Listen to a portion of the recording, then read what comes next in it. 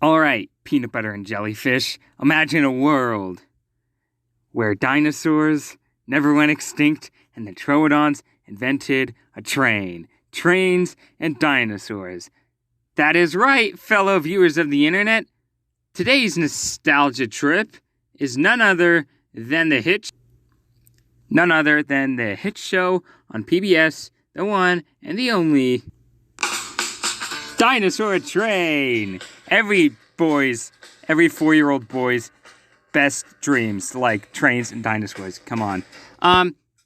Yeah, so this show was actually, I really liked this show as a kid. Not as well as Wildcats, obviously. I mainly liked it mostly because of the dinosaurs. Duh. Like, what kid wouldn't love dinosaurs?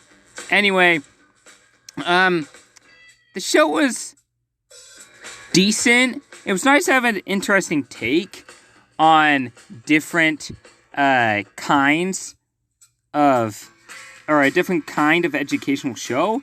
Instead, most of the shows at the time focused on animals, but this time it focused on dinosaurs. I mean, dinosaurs are essentially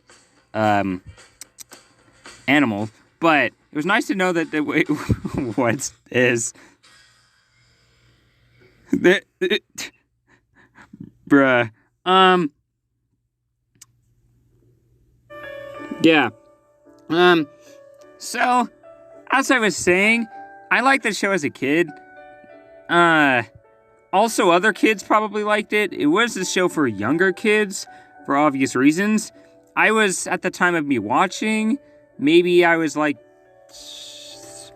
8, 6? I don't know, I even watched it in middle school. Yeah, I got called a baby in middle school. Anyway, the show was mainly about this, hang on. Let me see if I can find, yeah, here we go.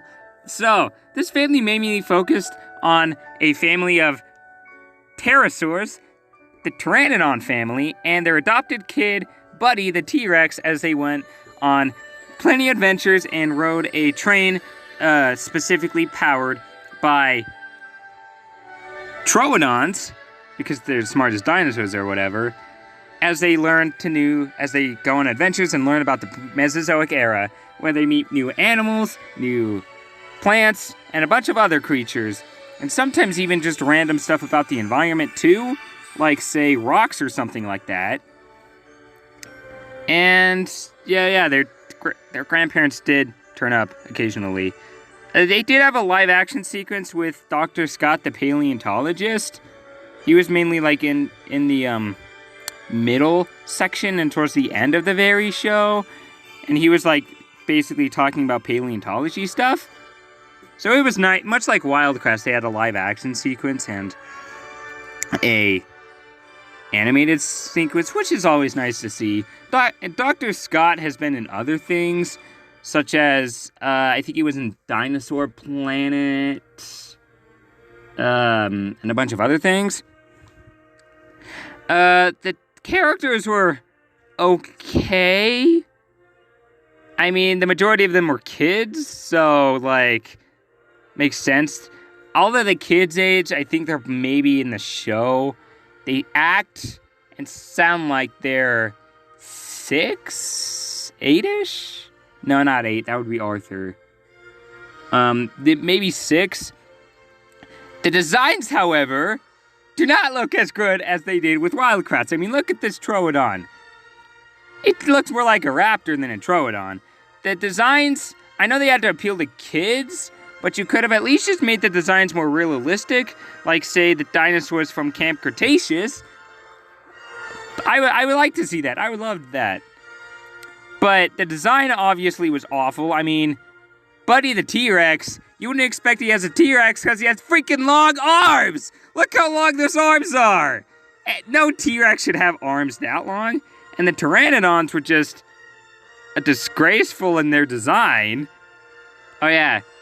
Also, they had to carry Buddy around wherever they had to go to fly because he's a dinosaur and dinosaurs can't fly, but pterosaurs can.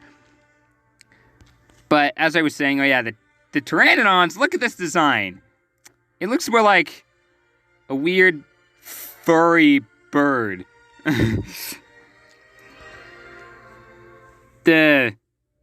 And in case you were wondering, the job that the dad had in the family was pretty much just catching fish. That's why he was rarely shown, though. He's mainly shown catching fish with, Shiny is this blue one, and then Dawn is the fat, ridiculously fat one. I don't know how they were able to fly with those tiny wings. And he's the one with the beak for an underbite. But Shiny and Dawn were always with their dad fishing, and then Buddy and Tiny.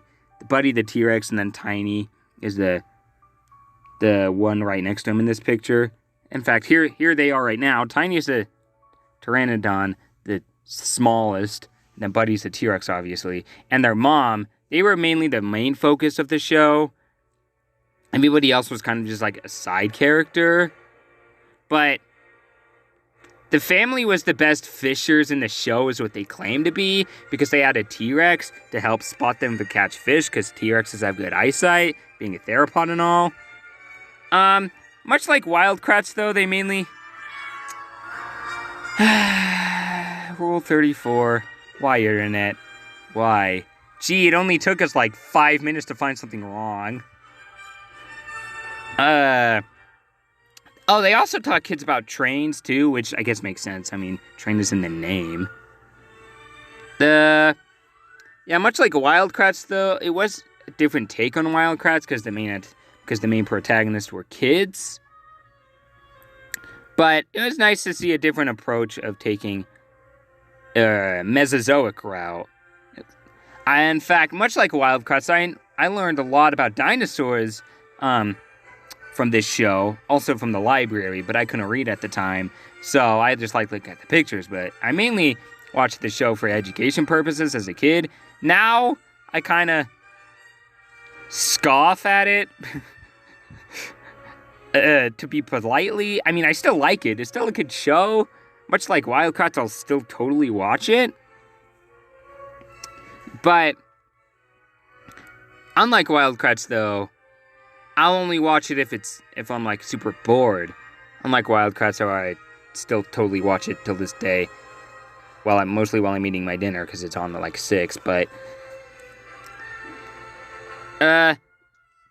yeah, Dinosaur Train was, I would say, a 7 out of 8 rating. It's no Wild Kratts, but it's no... Let's see, what would be the worst show on PBS right now? Oh, yeah, it's not like Wild Kratts, but it's no Daniel Tiger, so we're in the clear. Let's see, more about Dinosaur Train. Oh, yeah, more about the designs. The designs of the baby dinosaurs in particular. Not this. This is a plush. Let me see if I can find a better design of the kids. All of the kid dinosaurs look nothing like the parents, which... in real life, that wouldn't happen either, but it was just ridiculous. Like, see, Buddy is a juvenile T-Rex, and then the actual adult T-Rex is what you would expect a T-Rex to look like. Or, yeah, see, here's a Giganotosaurus next to a juvenile Tyrannosaurus. You could totally tell that the adults, they went a different way in the animation and design with the adults than they did with the kids, which is fine. Like, the kid animals don't look anything like their parents anyway, but, why? The internet's messed up.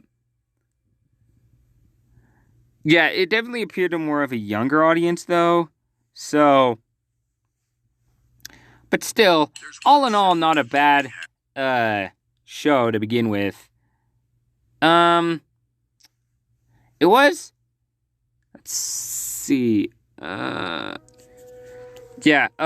like Barney, this was the best show starring dinosaurs. But again, Barney kind of drew the line there in the later seasons. I don't know if they made a movie. Wait, I mean, kind of. There were a bunch of like 4-part episodes. Each episode was about like 15 minutes. The entire show was like 20 minutes, like every kid's show is, but it's separated in half. They have like another 15 episode, and then a live action sequence with Dr. Scott the paleontologist in the middle, then another 15-minute segment. So, swag. But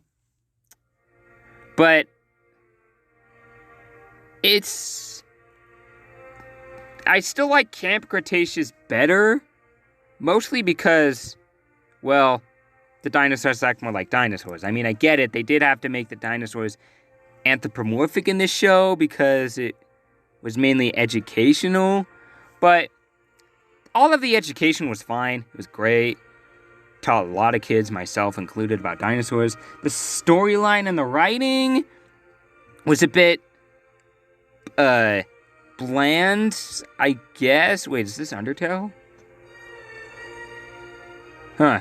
Interesting. Yeah, the writing is fine. I just didn't get as much into this show as I did with Wildcrats, if you know what I'm saying. If you ever seen this show, you'd probably know what I'm talking about. But still, it would be a good show if you were like in a younger age. They did teach kids the alphabet too by dinosaurs. In fact, that's how I actually learned a majority of the more obscure dinosaurs is from that song. I'm not going to play it for you today, mostly because I don't have the license to do that, and I'm lazy. Yeah, some people have made a lore that say, the T-Rex character, Annie is another female T-Rex like Buddy, and her parents, there's a lore behind it, and the theory saying that Annie, the Tyrannosaurus' parents, were the one that laid Buddy in the Pteranodon nest for some reason. I kind of stand by it. I mean, they lived in the same time, so I guess it's plausible. Many animals have been known to do that in real life. There's also a theory that from the T-Rex migration, they laid Buddy's egg in the Pteranodon nest because T-Rex migrated, but then that wouldn't explain Annie. So, and you best know that Annie and Buddy are best friends for obvious reasons because they're the same species. And there's also a lore behind it a little bit. The one mystery that I still haven't solved is we never get to learn the names of the parents. They're always called Mr. and Mrs. Pteranodon, or Mom and Dad by the kids. So, ugh, stupid ad. Wait, is this the theme song? Oh yeah, the main theme was actually decent.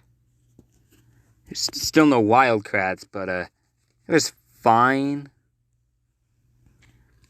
I don't really have much more to say about Dinosaur Train, other than if you really want to, go ahead and watch it. I wouldn't recommend it to a majority of my audience here on YouTube, because unlike Wildcrats, it doesn't appeal to all audiences. It appeals to younger audiences. However, unlike more younger audience shows, it still doesn't treat the show like you're an idiot, because the main characters themselves are kids, so I guess it kind of does, but it also doesn't. It doesn't, like, talk to the camera like Dora does, and they also don't treat you like you're 5 years old like Dora does. So I guess it's got that going for them. In fact, yeah, see here, look at this baby Triceratops. That's just, ugh, gross. Oh, wait, that's a different... Wow, okay, whatever. I mean, if you like dinosaurs, and if you like trains, and if you're a kid, then yes, this show is for you. But other than that, I really don't have much to say about it. The worst part about it was their designs. The voice casting was great. They did a good job with the voice casting. Sometimes the kids' voices cracked. It kind of drove me crazy how much their voices actually cracked, mainly when they were screaming or when they were mad. or yelling or something like that. But I guess that's how it is regularly. Oh yeah, they did make a movie with the robotic dinosaurs. That is when the show went downhill, is when they introduced the robot dinosaurs. And after that, I all lost hope and all lost interest. All in all, though, it's not a terrible show, but a not great one either. A 8 out of 9? No, that's not right. I think I gave it an 7.5 out of 10 is what my final score would be. Stuff that they could change about it is, oh yeah, say the Science Kid. I remember that show. What they could do about it is, they could change the design, like majorly change it. And the soundtrack was decent, but it was the design that killed me. It was a bit of a disgrace. I don't have much to say about this. My back is starting to hurt from sitting in this closet. So, fellow viewers of the internet and peanut butter and jellyfish, I will see you all in the next one. I will see you later. Thank you for watching this next installment of Volcanic Reviews. And, oh, yeah, real quick, my favorite character, I would say, would be Buddy. He was the one who related to me, and much like how the other siblings of him related to my siblings the most. I remember me and my sister pretending that we were Buddy and Tiny all the time when we were kids. That was fun. Those were the days. But, yeah, thanks for watching, and I'll see you later. Okay, goodbye now.